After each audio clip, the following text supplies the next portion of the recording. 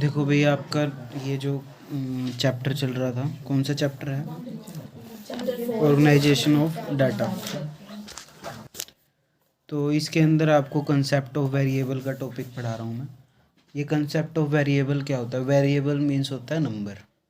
Number जो है किसी, अगर आप डाटा इकट्ठा कर रहे हो और डाटा को इकट्ठा करके उसको ऑर्गेनाइज कर रहे हो, तो वो जो नंबर है किसी न किसी सीरीज़ में वो दिखा रखा हो। सीरीज़ मीन्स होता है कि आपको उसका चेंज जो है वो उसका चेंज शो कर रखा होगा किसी न किसी फॉर्मेट के अंदर। तो ये जो चेंज होता है ना, यही वेरिएबल का कंसेप्ट है। मतलब कंसेप्ट ऑफ वेरिएबल इसी को कहा जाता है। वेरिएबल जो आइटम है वो धीरे धीरे नंबर्स में चेंज होती है।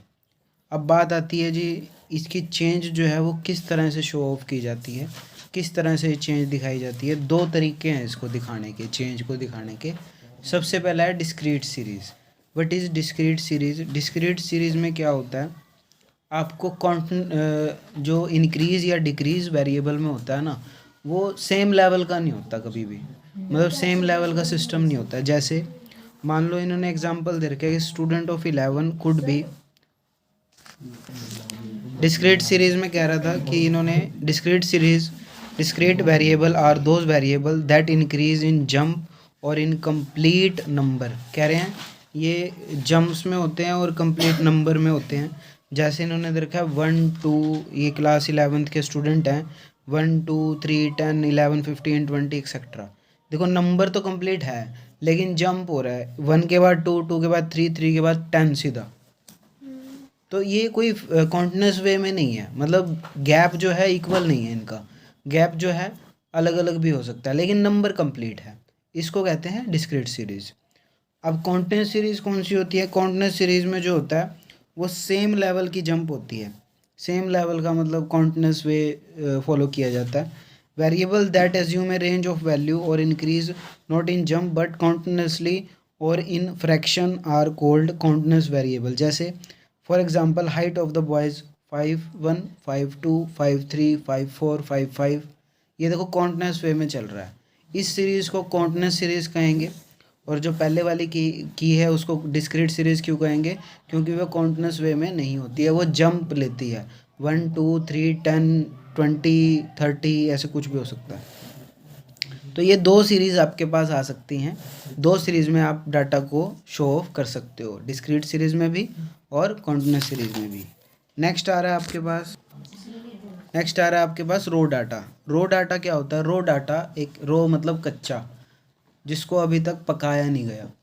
रो डाटा मीन्स होता है कोई ऐसी चीज़ जिसको अभी तक अरेंज नहीं किया गया, मतलब वैसे ही अनअरेंज्ड है डाटा।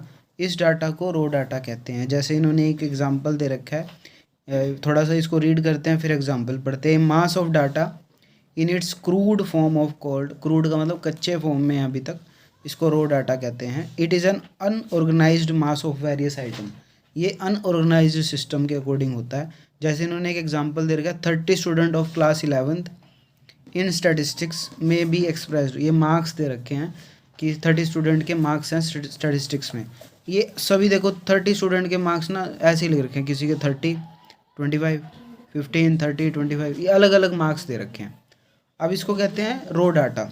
अब इसको अरेंज कैसे करेंगे? नेक्स्ट यही टॉपिक है आपका, conversion of raw data into statistical series. आपको इसी रो डाटा को किस में कन्वर्ट करना है? स्टैटिस्टिकल सीरीज़ में। अब स्टैटिस्टिकल सीरीज़ क्या होती है? ये इसके बहुत सारे पार्ट होते हैं जो एक एक करके आपने पढ़ने हैं। ये आपको दे भी रखा है टाइप ऑफ सीरीज़ में, आगे नेक्स्ट पेज पे। टाइप ऑफ सीरीज़ में सबसे पहले इंडिविजुअल सीरीज़, फिर कौन सी है? Frequency series. इंडिविजुअल सीरीज़ और फ्रीक्वेंसी के आगे दो पार्ट दे रखे हैं। सबसे पहले बात करते हैं हम इंडिविजुअल सीरीज़। इंडिविजुअल सीरीज़ में क्या होता है, हर एक पर्सन ना यही सीरीज़ फॉलो करता है।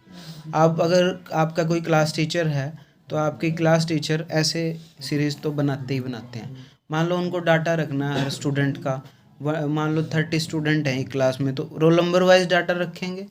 तो रोल नंबर वाइज एक पर्सन का एक टाइप में डाटा रख रहे हैं वो। देखो individual series are those series in which the item are listed singly, single way में डाटा जो है प्रेजेंट किया जाता है। इसके भी दो पार्ट बना रखे हैं आगे इन्होंने, अकॉर्डिंग टू सीरियल नंबर दे दिया, जैसे रोल नंबर देते हैं क्लास में बच्चों को। एक देखो टेबल बना रखी है, टेबल नंबर 5 में दे रखा है आपको 1 2 3 4 5 6 7 8 मार्क्स दे रखे हैं, रोल नंबर दे रखे हैं, फिर मार्क्स दे रखे हैं। ये आपकी कौन सी सीरीज़ है, according to serial number. Next आपको जो डाटा दे रखा है असेंडिंग ऑर्डर के अकॉर्डिंग डाटा को अरेंज करना है। असेंडिंग ऑर्डर मीन्स पहले सबसे कम नंबर कितने आए हैं, फिर उससे ज़्यादा, फिर उससे ज़्यादा। देखो 30 स्टूडेंट का डाटा दे रखा है, पहले सबसे कम नंबर, फिर उससे ज़्यादा, फिर उससे ज़्यादा, ऐसे ज़्यादा ज़्यादा करके 30 स्टूडेंट को अरेंज कर दिया डाटा। इसको कहते हैं असेंडिंग ऑर्डर। इसका डिसेंडिंग ऑर्डर भी हो सकता है, वो डिपेंड करता है। नेक्स्ट पेज पे भी दे रखा है डिसेंडिंग ऑर्डर, आपके सामने है ही है। टेबल नंबर 7 चेक कर लो, डिसेंडिंग ऑर्डर में है, सबसे ज़्यादा, फिर कम, ऐसे करके डाटा आपको दे रखा है। अब आ रहे हैं, ये एक थी इंडिविजुअल सीरीज़, एक है फ्रीक्वेंसी सीरीज़। फ्रीक्वेंसी सीरीज़ में क्या होते हैं, फ्रीक्वेंसी सीरीज़ जब आपके पास रो डाटा होता है ना, तो फ्रीक्वेंसी सीरीज़ में उसको कन्वर्ट किया जाता है। कन्वर्ट करने के लिए frequency, class frequency, tally bars, इन 3 चीज़ों का यूज़ किया जाता है। फ्रीक्वेंसी क्या होती है, क्लास फ्रीक्वेंसी क्या होती है, टेली बार क्या होते हैं, ये मैं आपको बताता हूँ। सबसे पहले ये टेबल देखो ध्यान से। अभी जो आपके पास डाटा था, टेबल नंबर 8 है, अभी आपके पास जो डाटा था उसमें मार्क्स दे रखे थे, ठीक है, 10 15 20 25 30 35 40 45। ये आपकी फ्रीक्वेंसी है मेन, मतलब ये आपकी रेंज है कि कुछ बच्चों के 10 नंबर आए हैं, कुछ बच्चों के 15 नंबर आए हैं, कुछ बच्चों के 20 आए हैं, 25 आए हैं। टेली बार्स में शो किया जाता है। अब आपको ना पिछले टेबल में से काउंट करना पड़ेगा कितने बच्चों के 10 नंबर हैं, कितने बच्चों के 15, किसी ऐसे, मतलब सबके काउंट करने पड़ेगा और टेली बार्स बनानी पड़ेगी। 5-5 का एक जोड़ा बनता है, मतलब 5-5 का एक पार्ट बनता है। जैसे 10 नंबर देखना, 1 2 3 4 बार में आया। अगर ये 5 होता तो इसको क्रॉस कर देते थे। 15 जो नंबर दिखा रखा है ना, ये क्रॉस कर देते हैं, ये 5 का जोड़ा बन गया। ऐसे ही तो फ्रीक्वेंसी मतलब ये 10 कितनी बार आया, 15 कितनी बार आया, 20 कितनी बार आया, 25 कितनी बार आया, ये आपको टेली बार्स और फ्रीक्वेंसी, ये आपने क्या किया, इसको फ्रीक्वेंसी सीरीज़ में कन्वर्ट कर दिया। मतलब रो डाटा को किस में कन्वर्ट कर दिया, फ्रीक्वेंसी सीरीज़ में। अब आ रहा है आपके पास डिस्क्रीट सीरीज़ और फ्रीक्वेंसी एरे। यही है जो अभी मैंने कराया, आपको अभी कराया था ना, वही चीज़ है बिल्कुल। ये थोड़ा सा अलग है जो मैं अब आपको करा रहा हूँ। इसमें फ्रीक्वेंसी डिस्ट्रीब्यूशन कराया जाता है, मतलब आपको एक फ्रीक्वेंसी कन्वर्ट करनी पड़ती है। जैसे मार्क्स हैं, आप देखो 10 से लेके ना 50 तक मार्क्स आए हैं बच्चों के, तो आपको ना छोटे छोटे टुकड़ों में बांटना है। वो 10 से 15, 15 से 20, 20 से 25, 25 से 30, 30 से 35, 35 से 40, ऐसे आपको मार्क्स बना देने हैं। फिर टेली बार्स इन्हीं के अकॉर्डिंग बनानी है, और फिर फ्रीक्वेंसी। इसमें क्या आ गया, फ्रीक्वेंसी डिस्ट्रीब्यूशन आ गया।